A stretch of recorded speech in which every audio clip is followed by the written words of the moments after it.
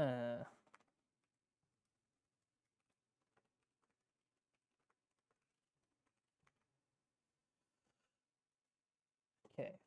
let's see if that fixes it.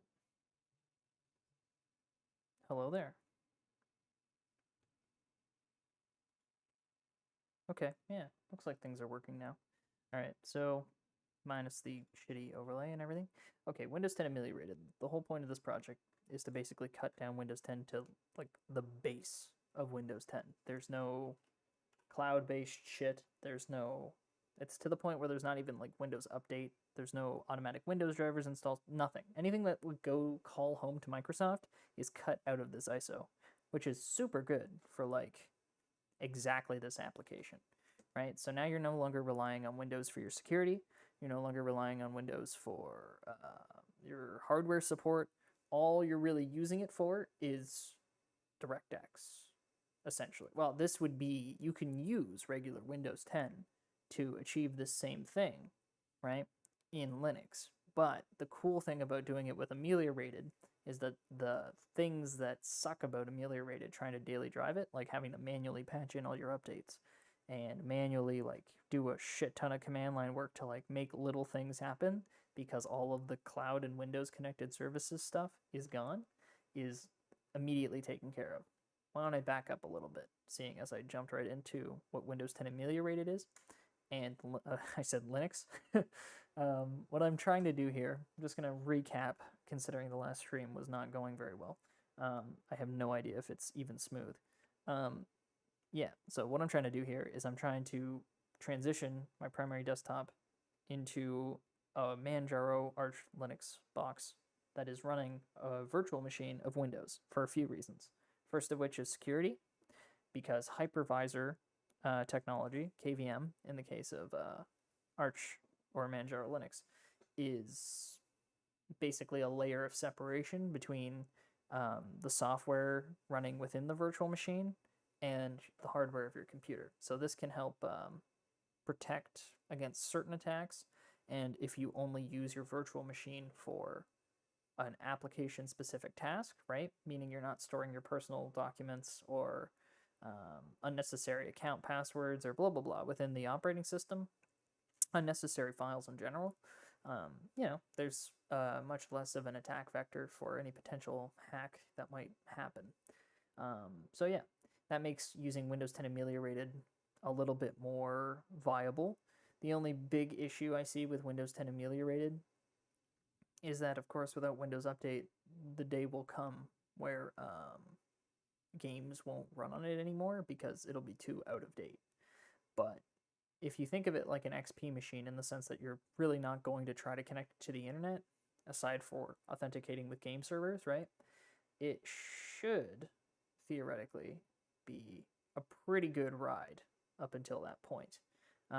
It runs like a fucking top. Again, there's basically no bloat. There's no bloat. There's nothing. It's just like Windows 7, Windows 10, but even more so, like cut down, which is, in my opinion, basically put it to you this way: anyone who says that they hate cloud software, if they can't make use of this for at least like 3 weeks, they're full of shit. They need that cloud shit. Okay, they're liars. Yeah, this is pretty good. CBR. That's weird. My bitrate is set to CBR.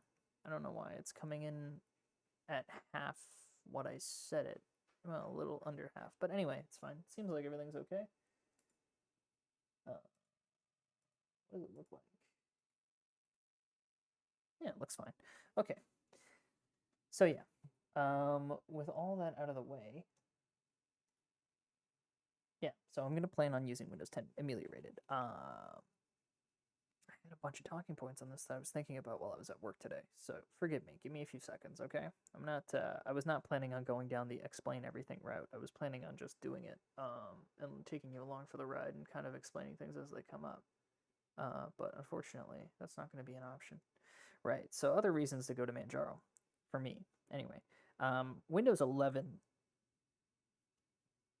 the day is going to come where Microsoft expects you to upgrade to it, and there's not going to be anything that we can do.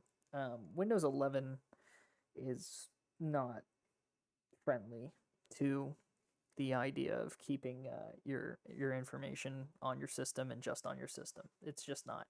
I think when I don't quote me, but I'm 90% sure. We can just try and look it up. Why don't we? Windows 11 without a Microsoft account. I'm pretty sure the answer to this is no. According to Microsoft, you need both an internet connection and a Microsoft account to set up Windows 11 Home. You can set up your computer without an internet connection and even use the internet. You can set up your computer without an internet connection. You get the option. You get the option. Okay, so it sounds like what you have to do is unplug your Ethernet cable during setup. Like, what the fuck? Just let people make a local account. Oh my god. So shit like this, right? Microsoft is becoming more and more scummy with their tactics in trying to skim as much data off of its users as possible. I'll be real, I don't trust these fucks. I don't trust these fucks at all anymore. Not that it was a good idea to trust them before, but now that everything has moved into this software as a service bullshit, yeah, I need to know that at least with the bare metal of my system that I can trust it. So basically my plan is like when the day comes that I can't use Windows 10 ameliorated anymore for whatever reason, whether it be there's a specific game I want to play that only supports Windows 11 or Microsoft does some fuck, I don't know, for whatever the reason might be that this first choice stops being a viable option, at least Windows 11 won't be running on my bare metal. Also, it's a good learning experience, right? Not to mention, I do have already some time under the hood with Manjaro, and I like it. Especially the KDE Plasma interface. I'm used to it. I've been using it as a daily driver laptop for a while, and yeah, I love it. Now, granted, the command line does make things a little bit more, I don't know, a pain in the ass, right? I'm going to try to do something that I've never done before. Set up some pretty advanced gaming-related stuff. Because the other thing to keep in mind when you're trying to run Windows 10 in a virtual environment within Linux is that a lot of anti-cheats and other software don't like that. They really don't like trusting a virtual machine. Anti-cheat specifically being the most egregious. There are a lot of anti-cheats that will just ban you if they detect you running a game within a virtual machine. So you have to work in a lot of workarounds into your virtual machine to hide the fact that it's a virtual machine from these softwares. So that being said, there will always be games that using this method I will never be able to play. Valorant is a great example. I don't think I'll ever be able to bypass Valorant's super hacky anti-cheat. Looks like I'm having a bitrate drop here, but sorry about that. Nothing I can do. So yeah, there's just like certain games that just, even once I am finished setting up the KVM part of this equation, will never run. So there's sacrifices, not to mention, obviously, because I'm going to be emulating this system on top of another system. Obviously, the host system needs resources in order to function. So my performance is going to take a hit, guaranteed, right? I'm going to have to leave at least probably 2 processing cores on Linux, at least 4 gigabytes of RAM, or maybe 2 I could get away with, maybe, I don't know. Yeah, I'd have to play around with it, but probably like between 3 to 4 gigabytes of RAM are going to have to stay on the Linux side. I'm sure some GPU horsepower is going to have to go to the Linux side, probably not a shit ton, but enough, right? Also, trying to work out exactly how this, like, I assume the software people are still using is called Looking Glass. I think that's what it was called. Anyway, figuring out the integration part where I can still continue to use my primary peripherals and my primary monitors on one GPU, basically making this all work without GPU pass-through and just running off the same dedicated GPU. I'm honestly not sure how that's going to work, or if it even does work. I don't know. So yeah, I might have to get another GPU to throw in the system. I don't know. So yeah, there's going to be a lot of questions to answer along the way, and I think that'll be fun. It'll be a bit of a pain in the ass, but it'll be fun at the same time. And not to mention, at this point, I've sort of started to swap over to a lot of open source software alternatives anyway. So I'm going to basically be relying on Linux for a majority of my basic bitch use case scenario stuff, like, you know, using Chrome to watch live streams and YouTube and consume content and all that basic stuff. There's no reason why you can't do that under Linux and have a great experience. The biggest thing that Linux fails at, in my opinion, is just it doesn't have DirectX. So if we can figure out a way to give it DirectX with a workaround, yeah, sure. I'll take a slight performance hit in games. You know, most games are not going to use all 16 threads in my processor anyway. If I can throw 2 threads over back onto Linux, I probably won't even have an FPS hit. Some games, of course, you obviously will. More better is more better, but I'm running 1080p, 144 hertz, and probably will be for the foreseeable future. I'm very comfortable with it, and I'm kind of the type of guy that, unless there's like some major technology change that's just night and day, like better, like 144 hertz was to 60 hertz monitors, I just don't really care. I've seen 1440p monitors, I've seen 4K monitors, like they look good, like don't get me wrong, but are they, you know, are they that much better? Are they double the price tag better? Are they like, no, they're not. They're good. And if you were gonna do a new build and you didn't have a monitor yet, sure, but you know, this one's fine. It's fine.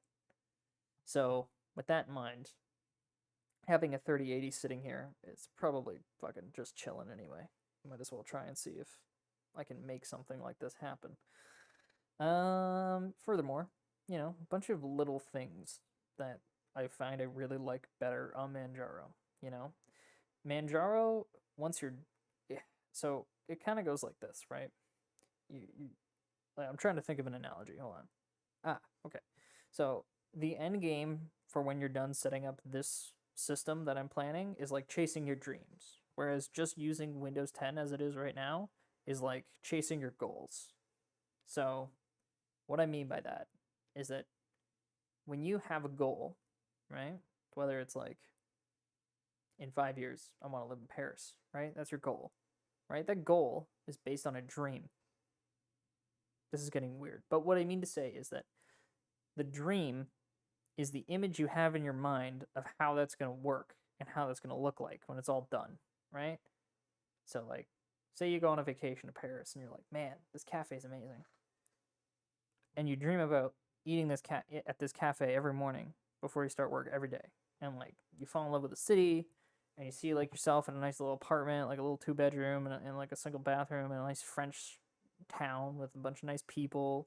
You have this beautiful image of what this will be, and that's what you're chasing, right? That's what you're chasing, right? That's what you want, or at least that's what you think you want, right? That's the dream.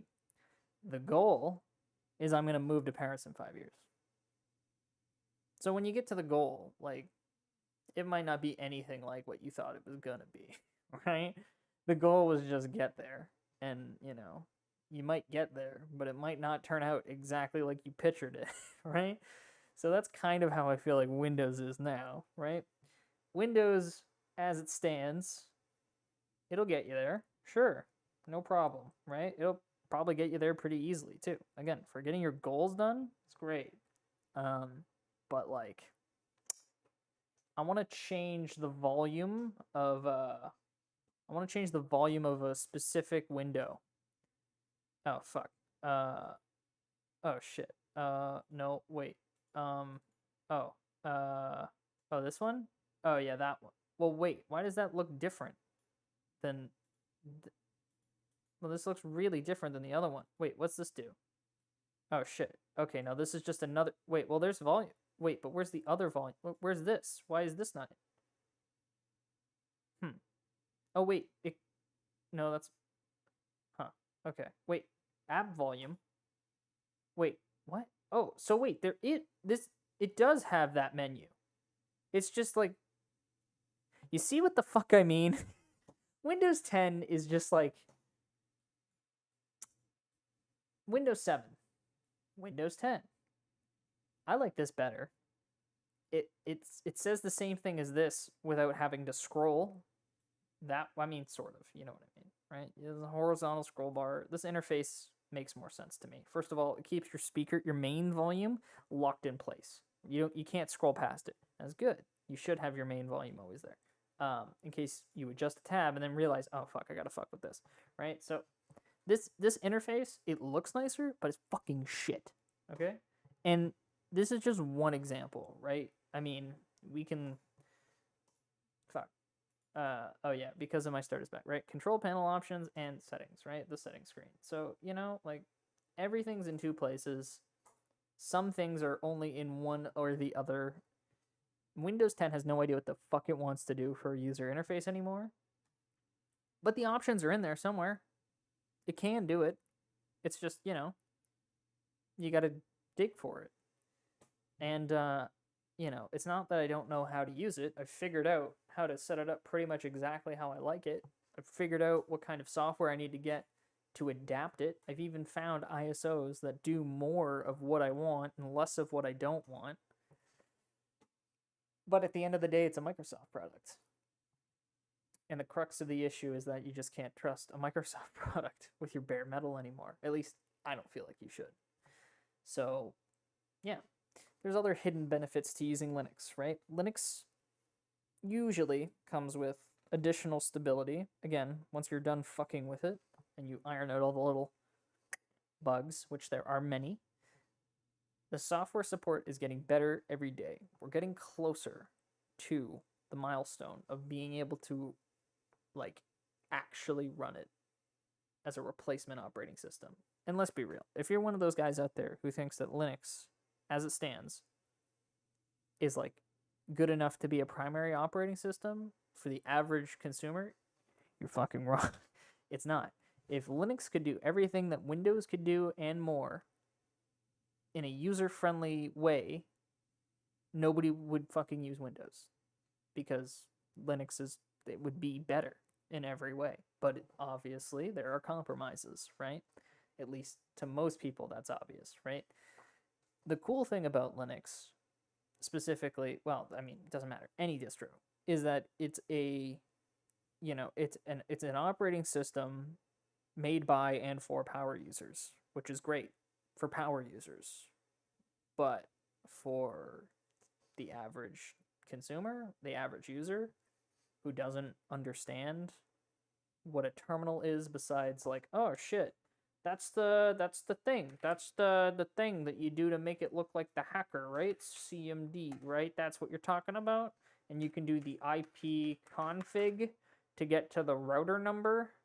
That's it, right? That's the console, right? That's the terminal, right? The thing, right? And you can do like oh sorry, that's actually you can do the dir command and it makes you look like a hacker man, right? These are the people that are not going to understand how to, like, add a fuck, oh my god, I'm forgetting my Linux terminology because it's been a few fucking weeks. Add a depository to their fuck. Anyway, you know what I mean. They're not going to be able to add a repository, right? They're not going to be able to do these things to figure out how to get the software they need and set it up, right? They're not going to be able to fucking mass install programs through command line in an easy fashion by setting up a script. Like they're not going to be able to do these things, right? It's too much. It's they want a store, or they want to be able to install a double clickable executable like they do on Windows, right? Windows has the software distribution side just down, right? Everywhere you go, if you want a piece of software, you hit download, you double click exe, and you're done, right? You run through the steps and you're done. That's it.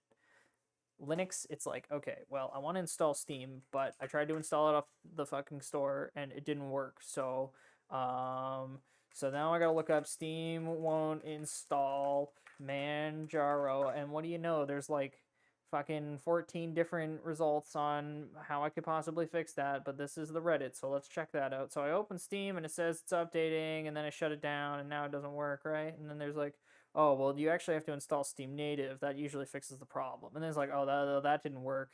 It's like, oh, sucks. Hit up the forum. It's like, fuck, man. Like, all I want to do is install a simple program. Like, fuck, come on. Come on. So, when you're trying to get your shit done, you maybe don't have 2 days to fuck around with how to get a simple piece of software installed. I get it. I do have that time, but I get it, right? I sort of have that time. I'm at a point where I could take or leave my computer, sort of. I mean, don't get me wrong. I love gaming. I'm having a great time with Diablo 2 Remastered. I mean, right? Like, but I also own like 4 computers. There's one here, there's one down here, there's one in the other room, there's like 3 behind me. There's another one here on the desk. It's a Mac though, don't make it feel bad. I got options. If at any point in time something goes wrong, I'm making I'm planning on making a Clonezilla complete drive backup of my main boot drive. I could dual boot. There are other options, but again, I just kind of want to remove all bare metal traces of Windows. Just get it out of there. Considering it can communicate with your BIOS, your UEFI, right? There are things that Windows can do that affect your hardware regardless of whether or not, not really regardless of whether or not you run it. I guess technically, if you never run Windows, I don't know the extent it could actually reach into your BIOS. It probably can't. But why take the risk? You might as well just clean it, get rid of it. So I'm going to be backing it up. And it will be an option for me to restore my system exactly as it is right here. But another cool reason to use Linux to run your Windows stuff is that you can use virtual machines to take snapshots, which means that, so say I got this Windows 10 ameliorated, right? And because it doesn't have like antivirus or updates or any of that stuff, because all of that's cloud-based on Windows, what happens if I get like a somehow I manage to download a fucking, like, I don't know, what do they call it? BitLocker, whatever no, BitLocker's the actual encryption. Like a CryptoLocker or whatever the fuck they call it. Malware, right? Malware that is going to lock all your files with an algorithm and make it impossible for you to recover. Blah blah blah, right? You get hit with some sort of crypto locker, I think is what they call them. I don't remember. It's been a while since I've had to think about shit like this. What happens then, right? Your system's fucked unless you like pay the Bitcoin, which never works, by the way. Don't do that. Or you take it to an expert and like maybe they can do something. If the algorithm runs, you're pretty much fucked unless you happen to get like a dump or like a leak of what the key was that was in this piece of malware, which usually, believe it or not, when this malware gets distributed, it's usually like a script kiddie just somehow infecting you with a generic like copy-pasted piece of malware. So chances are the malware has been dissected, and there's a chance that someone has dumped the actual answer key to decrypt all of your files. Maybe. So you're not necessarily 100% screwed when something like that happens. You're usually screwed though. But with KVM Linux, right, with a KVM, a virtual Windows installation, you could be saving snapshots, which means that if you don't mind going back and losing a little bit of progress because something got fucked up, or you can even have it take snapshots every time you shut it down, which means that you can go back like 2, 3, 4 days, or 1 day, or possibly to the beginning of your session that day, and just restore the system as it was then. And everything that happened after that, it just forgets, which means that oopsie whoopsie fucky wucky download you did just disappears from history. It's gone. So, not to mention that if that fucking virus hits your system and Windows was your only operating system, meaning you weren't running Linux on top of it, all the files that were, usually the viruses and malware can't actually reach out into your Linux system, which means you still have a working computer. And, like shit like that. So there's advantages, obviously. The disadvantages are that Linux doesn't run exes, and Linux doesn't have, sort of doesn't run exes, and Linux doesn't have DirectX. So, you know, trades and punches. That's a really dumbed down way of saying it, but pros and cons. The other nice thing about Linux that I think, especially Arch, is that updates are a lot faster and a lot more. Depends on your distribution, I guess, how easy it is to install updates. But Linux tends to be pretty easy to install updates, and furthermore, like, it doesn't take 10 fucking years, despite your internet speed and your drive speed and all of that stuff. It actually just downloads in a reasonable amount of time. Like, I don't know why Windows takes so fucking long to download updates that are like a gigabyte. Like, it shouldn't take an hour. It shouldn't take half. It shouldn't even take 30 seconds. It should, depending on your network speed. If you have fast enough network speed, it should take 5 seconds to download some Windows updates. And it never takes less than 30 seconds. Never. It makes no fucking sense. It shouldn't take that long. So anyway, again, I could nitpick for days, but that's the plan. Obviously, I can't show you me doing it unless I completely change how everything is configured in here, which I didn't think about, but usually this is my main work machine. So if I'm trying to do some sort of fucky-wucky shit, I have another tower for that I usually use for my videos, but that one is fine. I'm okay running Windows on that one for now because I don't have a use case for it other than for my videos. This is about fixing a long-term problem I have with Windows. So yeah, we're gonna shut down. We're gonna back up my drive. I'm gonna download Manjaro. I'm gonna throw that on another flash drive, and I'm gonna wipe my boot drive, and I'm gonna give it a shot, and I'm gonna see if I can come back with in a few weeks, and actually start doing some videos again. Speaking of which, I doubt there's any overlap considering my small subscriber base, but if anyone actually does play on my game server, I host a Tango Servers Namalsk. It's a DayZ Namalsk game server for, well, DayZ. Typically it's up for, long periods of time. It's running on a server, right? Speaking of,